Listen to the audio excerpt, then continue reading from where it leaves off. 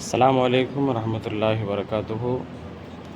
درود پاک پڑھیں، اللہم صلی علی سیدنا شفیعنا مولانا محمد بارک وسلم، صلو علیہ صلاۃ و سلام علیک یا رسول اللہ صلی اللہ تعالی علیہ وسلم۔ لن تنالوا البر حتی تنفقوا مما تحبون،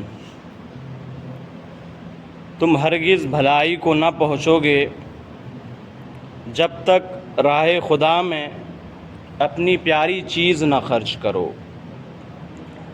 چوتھے پارے کا آغاز ہو چکا ہے اور اس کی یہ پہلی آیت کریمہ ہے، تم ہرگز بھلائی کو نہ پہنچو گے جب تک راہ خدا میں اپنی پیاری چیز نہ خرچ کرو۔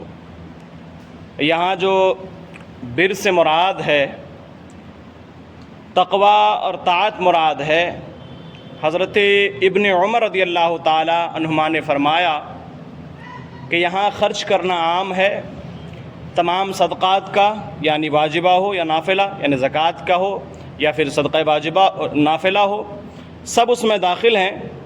حسن کا قول ہے کہ جو مال مسلمانوں کو محبوب ہو اسے رضائے الہی کے لیے خرچ کرے، وہ اس آیت میں داخل ہے، خواہ ایک کھجور ہی ہو، یعنی جو اسے پسند ہو اسے اللہ کی راہ میں وہ صدقہ کرے، اللہ کی راہ میں خرچ کرے جو اسے زیادہ پسند ہو۔ عمر بن عبدالعزیز رضی اللہ تعالی عنہ شکر کی بونیاں خرید کر صدقہ کرتے تھے۔ ان سے کہا گیا کہ اس کی قیمت کیوں نہیں صدقہ کر دیتے؟ فرمایا شکر مجھے محبوب ہے اور وہ مرغوب ہے، یہ چاہتا ہوں کہ راہ خدا میں پیاری چیز خرچ کروں، یعنی مجھے جو زیادہ پسند ہے، جو پیاری چیز ہے میرے نزدیک، اسے اللہ کی راہ میں خرچ کروں۔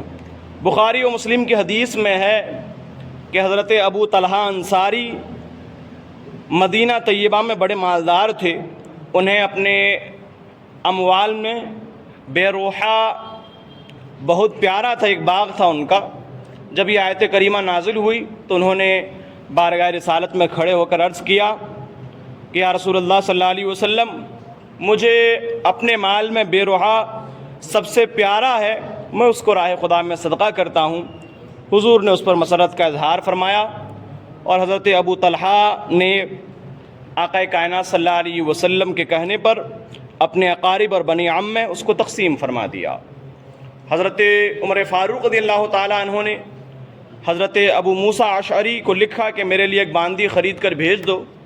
جب وہ آئی تو آپ کو پسند آئی، آپ نے یہ آیت پڑھ کر اللہ تعالیٰ کے لیے اسے آزاد کر دیا۔ یعنی جو آیت کریمہ میں ذکر ہے، تم ہرگز بھلائی کو نہ پہنچو گے جب تک راہ خدا میں اپنی پیاری چیز نہ خرچ کرو۔ اب وہ پیاری چیز کوئی بھی ہو سکتی ہے، آپ کو چاہے پیسوں میں سے ہو، کھانوں میں ہو، یعنی جو بھی چیز تمہیں پیاری ہو اسے اللہ کی راہ میں صدقہ کرو۔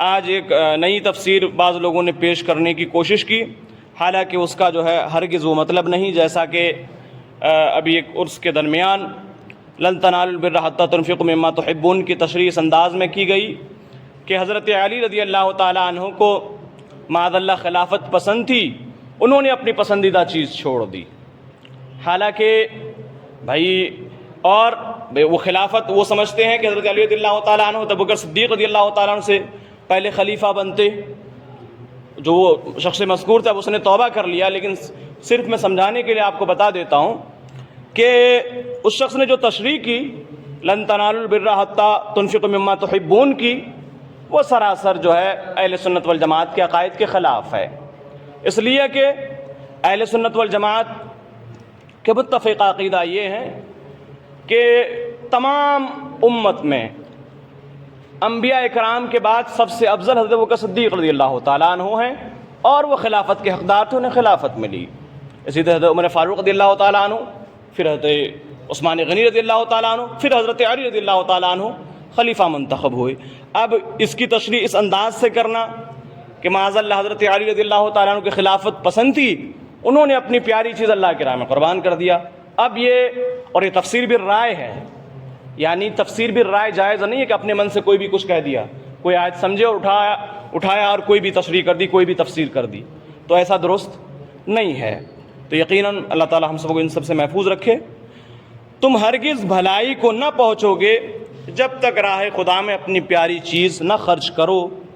وما تنفقوا من شیء فإن اللہ بہ علیم، اور تم جو کچھ خرچ کرو اللہ کو معلوم ہے، یعنی جو تم اللہ کی راہ میں خرچ کر رہے ہو اللہ تعالیٰ تمہارے دلوں سے خوب واقف ہے کہ تم اللہ تعالیٰ کے راہ میں کس چیز کو دے رہے ہو، کسی رذیل چیز کو دے رہے ہو یا کسی اچھی چیز کو دے رہے ہو، تمہاری نیتوں میں کیا ہے، اللہ تعالیٰ کو تمام چیزوں کی خبر ہے، اور تم جو خرچ کرو اللہ کو معلوم ہے۔ کل الطعام کان حلا لبنی اسرائیل الا ما حرم اسرائیل علی نفسہ من قبل ان تنزل التوراۃ قل فأتوا بالتوراۃ فاتلوها ان کنتم صادقین۔ سب کھانے بنی اسرائیل کو حلال تھے مگر وہ جو یعقوب نے اپنے اوپر حرام کر لیا تھا توریت اترنے سے پہلے۔ قل فأتوا بالتوراۃ فاتلوها، تم فرماؤ توریت لا کر پڑھو اگر سچے ہو۔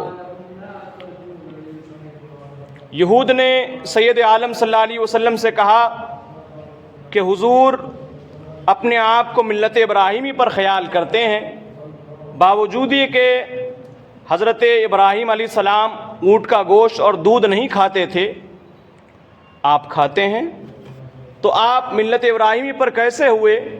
حضور نے فرمایا کہ یہ چیزیں حضرت ابراہیم پر حلال تھیں، یہود کہنے لگے کہ یہ حضرت نوح پر بھی حرام تھی، حضرت ابراہیم پر بھی حرام تھی اور ہم تک حرام ہی چلی آئیں۔